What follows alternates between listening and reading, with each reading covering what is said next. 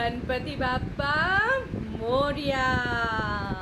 Hey kids, this is Shalu from Tuck Tales and आज मैं आपको क्या बताने वाली हूँ.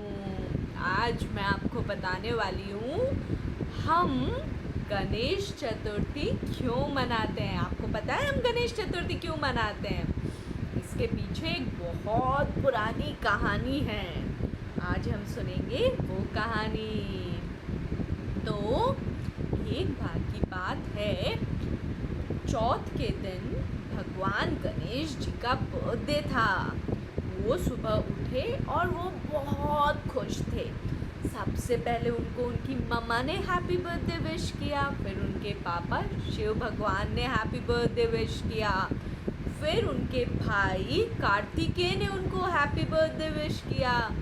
लास्ट में उनका फेवरेट मूषक चूहा उनके लिए लड्डू लेके आया. गणपति भगवान बड़े खुश. अरे वाह, आज तो सबने मुझे विश किया है. और इसी खुशी में वो फटाफट नहाए, अच्छे अच्छे नए कपड़े पहने. तभी धरती से एक मोर आया. मोर आके गणेश जी को बोला, धरती पर जो आपका सबसे अच्छा फ्रेंड है शामू गाय, उसने आपके लिए बहुत बड़ी पार्टी रखी है. आपका जन्मदिन सेलिब्रेट करने के लिए उसने अपने घर में आपके सभी मित्रों को बुलाया है, सभी दोस्तों को बुलाया है. तो आज शाम 8 बजे आप एकदम अच्छे से रेडी होके नीचे आइएगा. पार्टी का नाम सुनते ही गणपति भगवान बड़े खुश हुए और वो सुबह से ही शाम का इंतज़ार करने लगे. कब शाम होगी, कब मैं जाऊंगा, कब शाम होगी, कब मैं जाऊंगा.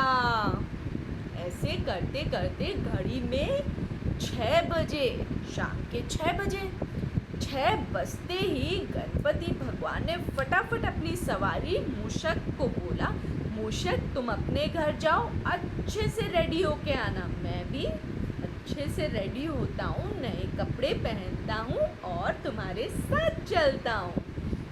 मूषक भगवान बोले ठीक है.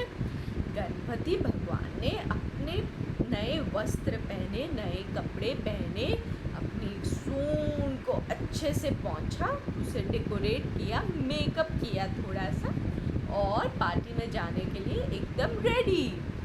शाम को 7 बजे दोनों जन पार्टी के लिए निकल पड़े. धरती पर पहुंचते पहुंचते 8 बज गए.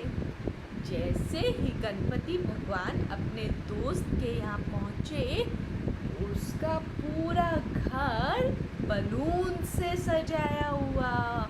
पूरे घर में सुंदर सुंदर फूल, सुंदर सुंदर माला, बलून, सब तरह की तैयारी है. मूषक गणपति भगवान को बोला, प्रभु शामू गाय की जो बीवी है ना, वो बड़ा ही अच्छा खाना बनाती है, मैंने सुना है. आज तो उसने बड़े ही स्वादिष्ट पकवान बनाए होंगे आपके लिए. जैसे ही गणपति भगवान अंदर घुसते हैं, वो क्या देखते हैं? वो देखते हैं पूरे 56 भोग सजे हुए हैं उनके लिए. दो तो केक हैं, थाल भर भर के लड्डू, मोदक, मिठाई, समोसे, पूरी, कचौड़ी.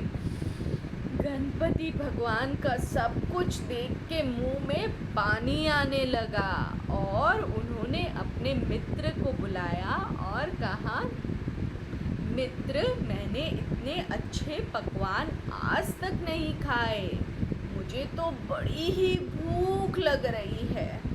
मित्र ने कहा, देर किस बात की प्रभु, आप ही का जन्मदिन है, आप ही की पार्टी है, खाना खाना शुरू करें. गणपति भगवान चालू हुए. एक थाल खत्म कर दूसरा थाल. 56 थाल खाते खाते उनका पेट यहाँ तक आ गया और अब उन चला भी नहीं जा रहा। जैसे ही वो लास्ट थाल तक पहुंचे, आगे क्या पड़ा था? आगे पड़ा था लड्डू का थाल। अब लड्डू तो गणपति भगवान नहीं छोड़ सकते। उन्होंने फटाफट पूरे लड्डू गप किए। उनका पेट और अब वो चल भी नहीं पा रहे थे, वो लहरा रहे थे। उन्होंने लहराते लहराते मूषक से कहा, मूषक अब मुझसे चला भी नहीं जा रहा है, फटाफट अपने घर की तरफ चलो।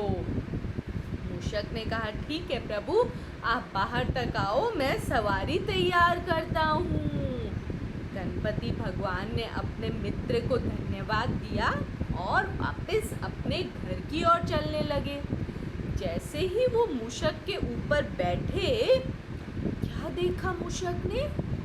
मूषक ने देखा सामने से एक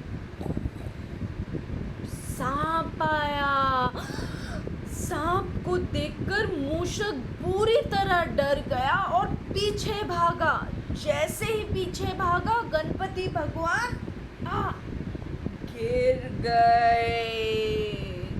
गणपति भगवान का पेट ऑलरेडी इतना, और जैसे ही मूषक पीछे की तरफ चला, वो अपना बैलेंस नहीं बना पाए और वो धड़ाम से ज़मीन पे गिर गए।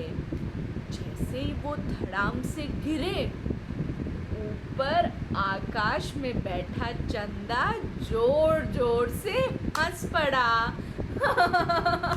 इतना खाया क्यों प्रभु आपने, जो इतने मोटे हो गए कि अपना वजन भी नहीं संभला, आप तो गिर पड़े। ये बोलकर चंदा ने बड़ा ही मजाक उड़ाया। गणपति भगवान को आया गुस्सा। रुक तू चंदा, तेरी हिम्मत कैसे हुई मुझ पर हंसने की? एक तो मेरे जन्मदिन के दिन मैं गिर गया और तू मुझ पर हंस रहा है? रुक जा चंदा, अब तेरी खैर नहीं। ऐसे करके गणेश भगवान ने सबसे पहले तो उस सांप को पकड़ा और उसे अपने पेट पे बांधा। मूषक को बोला, चल चंदा के पास। चंदा मामा बड़े ही डर गए और अपनी जगह छोड़ के भागने लगे। आगे आगे चंदा, पीछे पीछे गणेश भगवान। आगे आगे चंदा, पीछे पीछे गणेश भगवान। आगे चंदा, पीछे भगवान, पीछे भगवान, आगे चंदा। चंदा पूरी पृथ्वी के भाग भाग कर चक्कर लगाने लगा। अब चंदा ने सोचा, आज तो बड़ी ही मुसीबत है, मुझे लगता है मुझे कहीं छुपना पड़ेगा। चंदा गया और एक घर के अंदर जाके बैठा और दरवाज़ा कर लिया बंद। गणपति भगवान बोले, मैं यहीं बैठा हूँ चंदा, जब तक तू बाहर नहीं आएगा तब तक मैं यहाँ से जाऊँगा नहीं।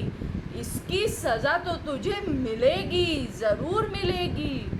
चंदा बेचारा डरा हुआ सहमा हुआ घर के अंदर बैठा रहा।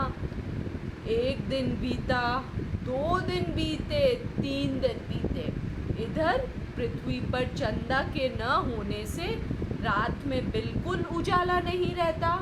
पूरी रात पृथ्वी पर अंधेरा रहता। चोर चोरी करके ले जाते, गाय भैंसे आपस में टकरा जाती, न इंसान एक दूसरे को देख पाते। सब बड़े ही परेशान हो गए। लेकिन ऐसे करते करते 10 दिन बीत गए। 10 दिन तक चंदा छुपा रहा, गणपति भगवान बाहर गुस्से में बैठे रहे। इसकी सजा तो तुम्हें ज़रूर मिलेगी। 10वें दिन सब गांव के लोग गणपति भगवान को हाथ जोड़कर बोले, प्रभु आप कृपया चंदा को बाहर निकलने दीजिए, आप उसे माफ़ी दे दीजिए। चंदा के न होने से हमें बड़ी परेशानी हो रही है। हमें रात में कुछ दिखाई नहीं देता है, चोर चोरी करके ले जाते हैं। आप बताइए प्रभु हम क्या करें, आप हमारी परेशानी समझिए। गणेश भगवान बड़े ही दयालु, बड़े ही सरल स्वभाव के। उन्होंने सोचा गांव वाले प्रजा उनकी ठीक बोल रही है।